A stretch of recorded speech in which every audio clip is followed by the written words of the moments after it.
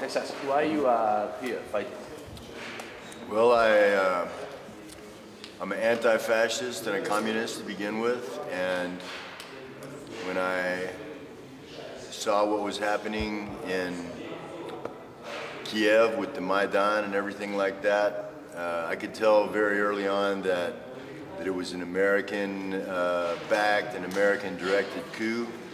So I knew that it was going to be another crooked situation like Libya, like Panama, like Syria, like Afghanistan, like Iraq. And really it has been. I mean, you know, they said they were going to bring freedom and democracy to Ukraine, and yet they had an illegal coup. They've had phony votes there in Kiev, and they've brought in genuine fascism. The people that the Donetsk army is fighting, that the Donbass army, Luhansk and Donetsk is fighting, they're genuine Nazis. They're real Heil Hitler Nazis, and they need to be stopped. They're criminals, and they would not be in power if not for the decisions and the work of the United States. So I felt a responsibility as an American and as a citizen of the world to come here and help these people defend their homes from Nazis, from fascists. And that's why I'm here. What do you think about the USA here in Ukraine? It's a crime. That's all it is. It's a crime. I've been in combat for 4 months.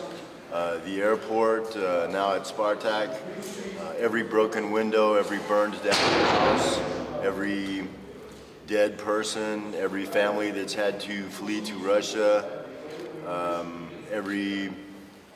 all the destruction is caused, that's been here is caused by the United States. If the United States had not backed the Nazis and caused the coup, this war would not have happened. And none of the people that have died would have died. None of the people would have been hurt. None of the houses destroyed. I mean, the whole airport is destroyed now. It was a beautiful building, and now it's just garbage. I mean, they'll have to tear the whole thing down before they can build a new one. What they say, because they are soldiers from Donbass, from other places in Europe or in Russia, but there is no any more American. I heard at least at one point there was another American here whose call sign was Hunter.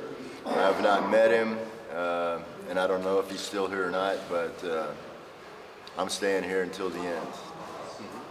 And when is going to finish the war? After victory. And when is going to arrive this victory?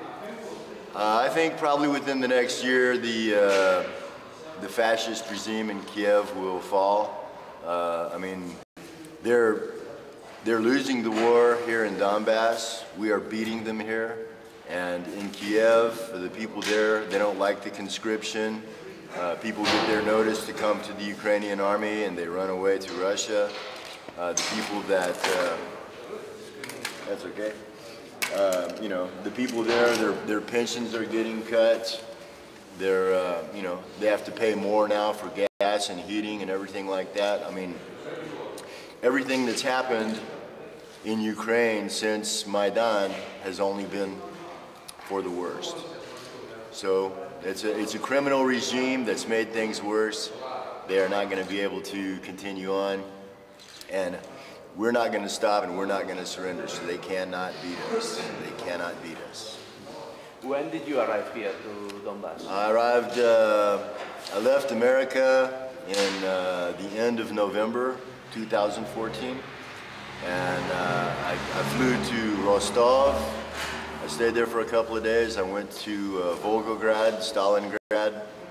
I went to Mamiev Kurgan to pay my respects to the heroes of Stalingrad there, and then came back to Rostov and caught the bus from Rostov to Donetsk. I got to Donetsk on the 7th of December, and I joined the battalion Vostok a week later. And how many times here in this position? I've only been in this position for a few days. Before this, I was at several different positions at the airport, including Troika, which was where I went first. December 31st was my first day at the airport. January 1st was my first day of combat. And at Troika, it was very heavy combat. After that, Milnicia, there was a lot of artillery attacks, and now there's been a ceasefire, but apparently the U-Crops don't know it, and they still shoot at us every day. We shoot back.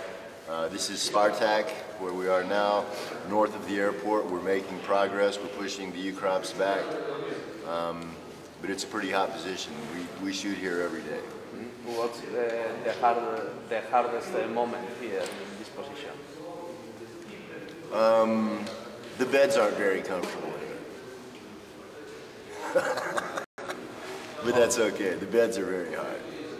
But great comrades. Food is not bad. We do our jobs, and that's the life of a soldier. Okay. Nothing more to ask?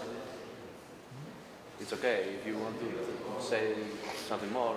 Well, just that the battle in Donbass, it's truly Armageddon. It's truly the fight between good and evil. The people that we are fighting with, that we are fighting against, they're Nazis, they're mass murderers, they kill women, children, prisoners, they bomb hospitals, they bomb schools, they bomb people's homes. They cannot be allowed to prevail. So the people, everybody that comes to join the Donbass Defense Forces is a hero. I mean, some guys, you know, they stay in the back and they just work with fire or something like that. And the guys that are at the front line, you know, they risk their lives every day. But that's a hero. They're doing it because it's the right thing to do, and I'm proud to be with them, and I'm going to stay here until this is over. Okay. Thank you, Texas. Thank you.